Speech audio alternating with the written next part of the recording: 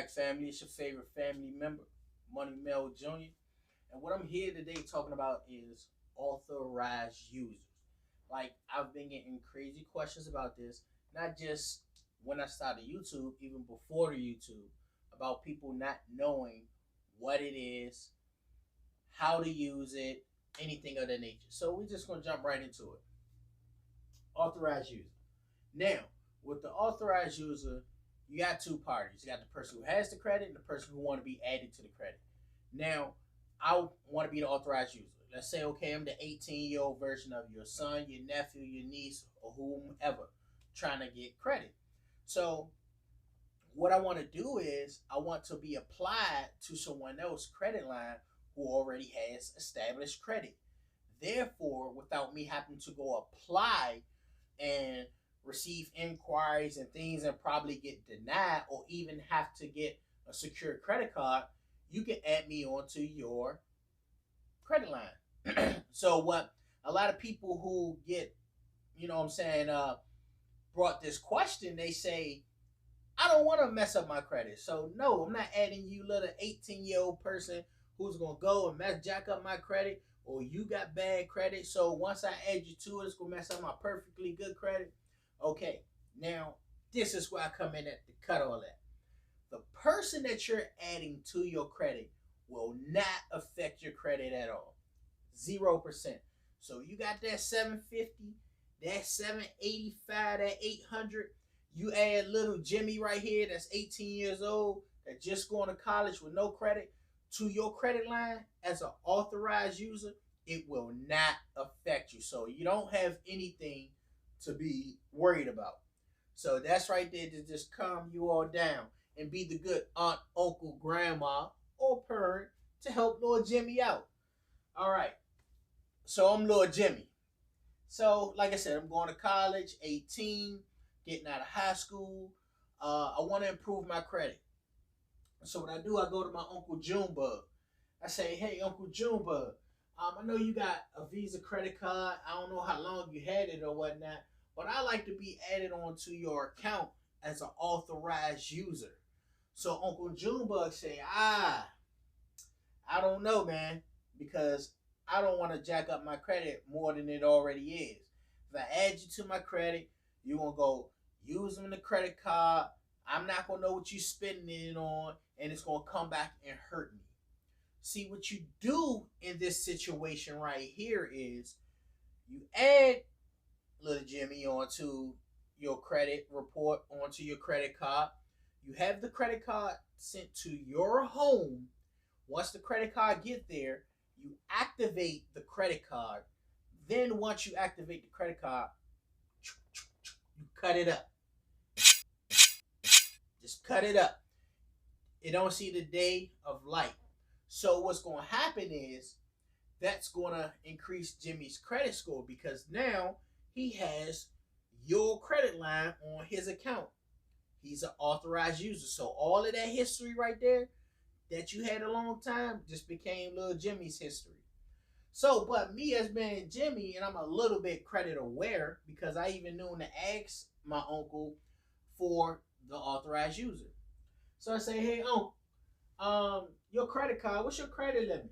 Oh, 1,000. Oh, okay, how much you got spent on it? What's your balance? Well, my balance is I spent $400 on it, so I have a $600 balance. So that means you're 40% on your credit card. You're using 40%. That's not too good, Uncle Junebug. The highest you should be is 30% on your credit card. So if I do get on your credit card as an authorized user, that's not going to maximize my credit potential. So we're going to take Uncle Junebug and put him in our back pocket, just in case if we can't get anyone. So I go over to Aunt Jean. So I, get in the car, go over to Aunt Jean's house, go talk to Aunt Jean, say, Aunt Jean, I'm a good student. I'm going to college, and I just want to have the highest credit score possible. So when I go to apply for my credit card or any other type of loans down the line, that I will get the best rates. I would like to know, may I be added onto your credit card account as an authorized user? Now, don't forget, I went to Uncle Junebug and he was 40%. So we don't really want to mess with that. So I asked Aunt Jean the same thing. I say, hey Aunt Jean, what's your credit limit on your credit card? Aunt Jean says, my credit limit is 1,000. I say, okay, okay. Aunt Jean, what is your balance on your credit card? Aunt Jean say, well, I carry a $90 balance. I have $910 available on my credit card. So therefore, I'm 9%. I'm carrying 9% balance on my credit card. I say, well, wow. The most you need to carry is what, 30%? That's what they say. But 9%, Gene, you ahead of the game, because 9%, you're maxing out your credit card potential. Now, so I'm aware of this. Like I said, I'm 18. I see this with Aunt Jean. Forget Uncle Junebug. I want to mess with Aunt Jean, because if I go on her account as an authorized user, my credit score will be maximized with just this account. So also, when you asking to become an authorized user on someone's account, it don't matter if you're 18, 25, 30, 40, 50. The age don't matter. I'm just using a child going into college and whatnot, because a lot of kids ask to become on their parents, uncles, grandparents' accounts as authorized users. So when you're doing this as the person who's asking to become the authorized user, you want to make sure these things in order. You want to make sure that they're not over 30% on their credit card. You want to make sure that this card is a longevity credit card without a lot of hiccups. So you don't want no late payments on this credit card.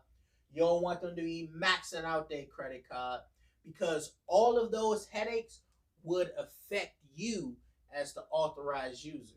So just becoming an authorized user on someone's account does not automatically make your credit score go up.